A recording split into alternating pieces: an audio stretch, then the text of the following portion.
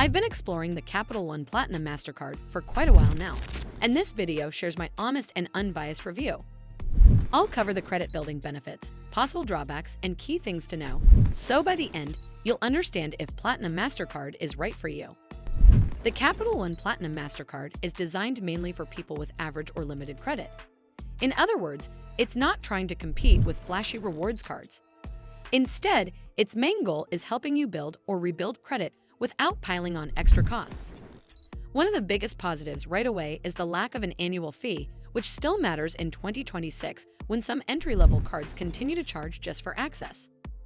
Another useful feature is automatic credit line reviews. Capital One still periodically checks your account, and responsible usage can lead to a higher limit in as little as 6 months.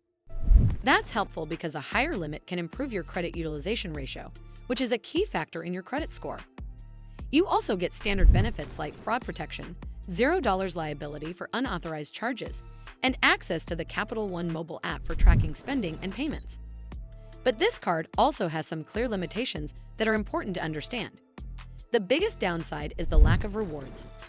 There's no cashback, no points, and no travel perks. In 2026, many beginner-friendly cards at least offer small cashback categories, so the Platinum card feels a bit basic in comparison. The interest rate is another potential drawback. Like most credit-building cards, the APR can be relatively high if you carry a balance. That means this card works best for people who pay their balance in full every month. There are also no flashy perks like airport lounge access, travel insurance, or intro bonuses. This card is intentionally simple, which is either a benefit or a drawback depending on what you expect.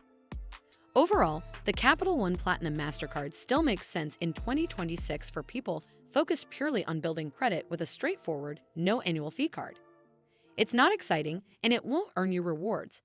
But if used responsibly, it can be a practical stepping stone toward better credit cards in the future.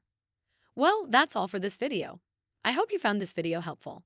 And if you did, make sure you give this video a super thanks by clicking on the heart icon to help support the channel, and don't forget to hit the subscribe button. We'll see you in the next one.